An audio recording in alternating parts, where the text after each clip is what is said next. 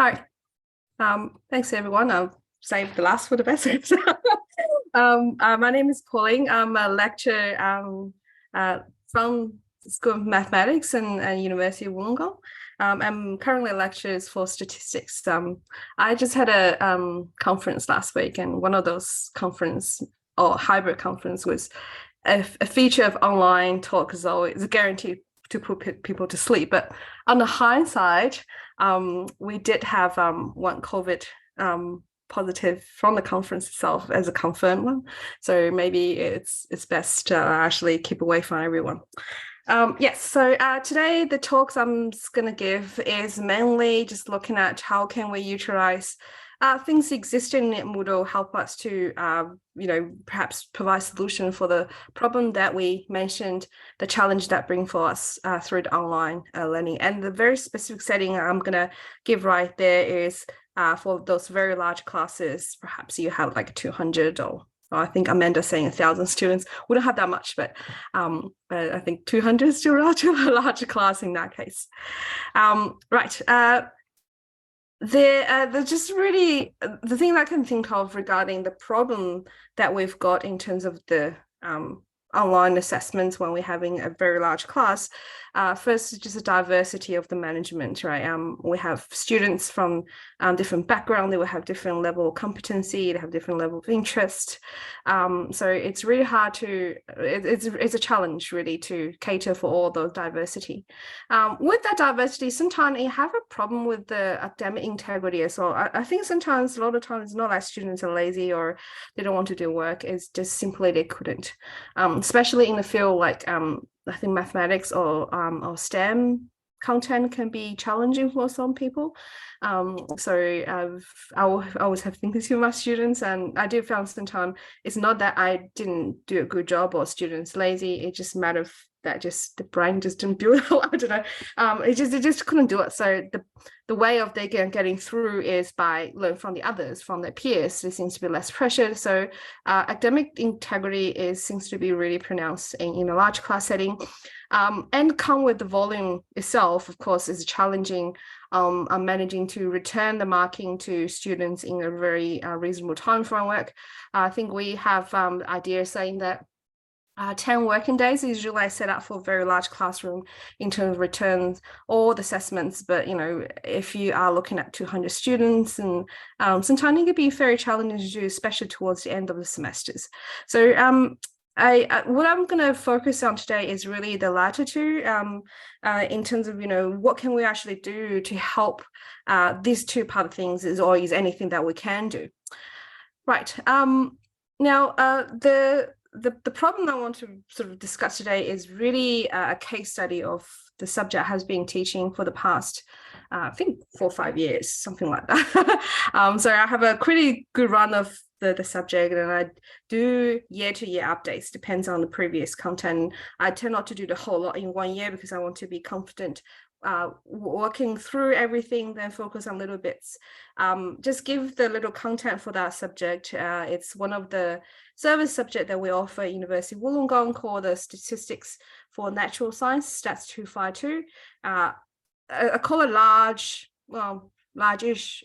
Average enrollments before COVID is around 220, but I think COVID has some sort of impact. So right now, the starting enrollments is between 190, 180, that number. It does drop a little bit throughout the semester, but that seems to be the average enrollments these days. It is a core subject for our science students, so anyone enrolled in the Bachelor of Science, they will actually require to do subject. Now, I think this being in mind, I think, and there's some diversity from those science students is they have this illusion that once they get out the high school, they don't have to do math if they enroll in biology. So a lot of them come to realize they had to do 252, and all of a sudden they go, oh, maybe I was wrong. So a lot of them are forced rather than want to be there. But it's our job to make it as a better learning outcome, I guess that's the way to put it. Now, it is all around the subject, which means that it does cover a little bit of mathematics, talking about how to read the data, how to actually even import data into the software, how to look at those numbers, comparing them, do preliminary stuff, and also including a little bit about probability as well. And then involve later on to something a little more serious in terms of regression modeling, analysis variance, that kind of things. So it does covers a lot of content in matter of the 13 weeks. The one particular aspect I want talking about is the major assignments. Now, it is a subject have a lot of assessments. In altogether, I think counted use my fingers, I think it's 8 of them altogether. And they do have 2 major assignments they have to do. And these 2 major assignments counting up to 20%. Now, this is just background of this particular case study. Now, I'm going to a little bit talk about the actual assignments itself. So I'll call it good old day. I mean, not everything's a good, but no, relatively. Before COVID, in the old world, we used to require students handing the assignments in person. We have faculty have a little window drop box. They actually need to physically hand in the assignments and get a piece of paper scanning saying, yes, you've done the similar assignments, that kind of thing. And I don't know, just a hard copy of assignment seems to get people this sort of pressing matter saying, oh, it's definitely a deadline, I had to really make it. And there's also a sense of responsibility as well. At that time, I don't recall that many people actually copy each other's work. I'm sure there's something happening, but it's not as that obvious.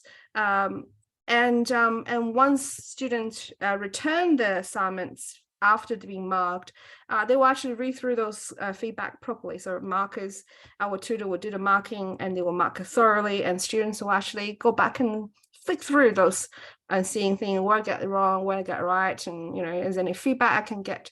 So that sort of hard copy, I know it's probably not the most environmental way of doing it, but it has its own benefit. From a tutor or a lecturer's perspective, it's actually quite easy to allocate those marking duties amongst all the tutors.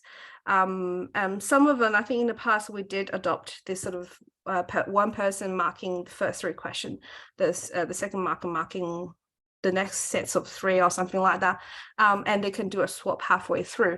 So that just reduced the amount of responsibility because they can just do the same set of question over and over again. It creates also robust marking as well because everybody in the class actually got marked same question exactly about the same person. It also gives a tutor some sort of responsibility as well. I mean, again, hard piece of paper, you can't dodge it. It's always like right in front of you. It's not like something you can forget, especially like a whole deck like this. And if I said to them, please return the marking within 5 working days, they seem to be able to do that very quickly, and they can communicate amongst them as well when they have an exchange of hands and saying, watch out, this too, they look quite similar. So communication wise, I do found that it's actually quite good back then. Now, then COVID happened. We sort of had to switch to online assignments at this particular point. There's a bunch of problems just come with this online learning things. We found that there's increasing incidents observed in terms of the academic misconducts. Deadline in the way becomes soft because apparently clicking a button away is not as strictly as handing the actual piece of paper. One funny thing I found the students or young generation these days is they can do all the most amazing thing on the phone, but somehow they had trouble with technologies, so how to scan the work and submit things online or submit things properly. Let's just call it difficulty with technologies, but I'm sure it's something else. It also because everything's online, they just get lost tracks of thousands of other online tasks they had to do. They don't really see feedbacks very often. They just see the mark and just pretend it's gone, it's done and dusted. There's also impact on the markers. It's really hard to actually reallocate those sort of marking duties. They have less opportunity to discuss any potential problems. And also, I think the biggest problem of all is that time management become problematic for the sheer fact that it's digital, so it can be forgot if I don't turn on a computer. Right, so the traditional, no, I won't say conventional, I should say, the Moodle assignments activities does has its benefit, and it has a nice feature. It does mimic this traditional assignment format.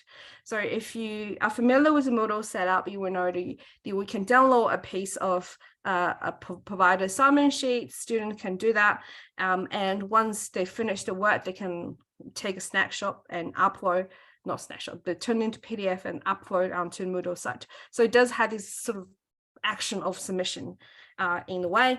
But there are also quite a bit of a challenge as well. First of all, I say the scanning, the uploading, and the marking seems to be quite a big issue, especially in the old version of assignment activities. That you can either using this very dodgy online animation, sort of not animation, annotation tools to write straight lines, or you had to download them individually. So it's kind of time consuming. Also, the lack of ability to review the work after they submit the work. So unless you download it again, otherwise you can't see what you submitted. I got a few incidents, they just submit some half done stuff or for other subject. And the feedback is less precise because very often they only provide one feedback comment for literally for the entire documentation. And somehow a soft copy, I won't say encourage, but it make easy to copy other people's work, in addition comparing to if you had to do it by yourself. So what I was thinking is, well, can we actually do something else rather than just rely on whatever the preset activities we found on Moodles? One of the solutions I figured out is using Moodle quiz to set up the assignments. Now, I had to make a disclaimer. I did using the things Amanda talked about in the morning, the R exam, to write out the questions, but it has own hiccups. And I think during the semester, we're quite busy. So in that case, I was like, oh, I need to do something relatively quick. So can I use something more existing? And this is when I turned to the Moodle quiz because I was making quiz that way. Okay, so before I'm going to move on, show you a series of snapshots of all the different features, I would just like to go through a quick example of what I see. So just make sure that everyone can see a web browser. It says stats 252. Just yeah, good, thanks. So this is what you actually see. I just want to give you a snapshot of what actually look like if I set up assignment using the quiz format. So as what we always do with the quiz, they're also having the overall message is on top and tell you what to do. Once they click on the quiz, a little this particular assignments were set out for them. I did set up for the fact that each big question will clump up on one page. So for this particular question, you can go up and download the data sets, then looking at the variable description, and there's some questions underneath. There's text box for them for actually input their solutions. And some questions is actually numerical questions. Those will come out automatically, which I'm going to talk about a bit later on, and also give them options to explain the actual work. The nice things about this particular feature is if they do spend quite a bit of time to working on that, if you click next page, I'm not quite sure what for me, maybe it will. Yes, it will. It will actually save whatever I've been writing on the previous page. So this is actually very nice by saving the partial work students actually be doing. So this is what I actually see, and towards the end, it's just like other quizzes. You will submit, you will click the submit and will submit the assignment for you at the end. Now, I'm going to go back to my PowerPoint slides now. So I'm going to talk about each of those features a little bit separately. Okay, just give me a second. Okay, so I know, go back one. The setup is relatively simple. The first is what we need to do is simply remove those the time limits. In the quiz session, yes, you probably want to say it's 2-hour quiz or 3-hour quiz or 5 minutes quiz. You know how long it would take. But for converting to assignments, we simply just need to remove the time limit itself and make any open attempt submit automatically. One thing I found really helped is set every question on a new page, so they will have option of click next, which save all those solutions online. Another things in terms of the randomization, or disencourage people to encourage them to behave nicely academically, or without breaching the academic integrity, this is where the randomization actually comes in. So I actually set up the a question bank for each set of questions that require with a similar nature, so I can generating randomized question from those. Realize that all the quiz actually assign some sort of value. So when I mean by similar nature, that means they will, so for example, a random basis statistics, I will have a selection. There's a lot more, but for example, I can select from the mean and standard deviation, or I can ask them to do a correlation, or I can do something else from that. And I will make sure that all of those words have similar value as well. So say, for example, in the mean and standard deviation, there's kind of 4 numerical questions, but in a correlation, they actually need to do that through the JMP itself. And also split those questions by big question. I mean, this is all the subsets of question 1. So each one on a different page allowed them to sort of space them a little bit better. This is also a very nice format because now I'm actually able to update or adding new questions in the future. So later on, if I want to use in different data sets instead of rewriting absolutely everything, I can actually update just one part of the questions. Or if I want to create more of those randomized questions in one set, I'm able to do that as well. So students, once they start doing the assignments, a new copy of the assignments will actually generate for them, and you will not change until everything until the time was closed. So they were doing that by downloading the data set. You can actually set up the downloading data sets in a link, so you don't have to hard code into your actual assignment sheets. For the numerical answers, I do give the options mark automatically. So you're saying this question is looking at the calculation of predicted value for Australia in terms of their CO2 levels. So they need to put the number in with 2 decimal points, and those are going to mark automatically. But I also give them option to show the detailed work.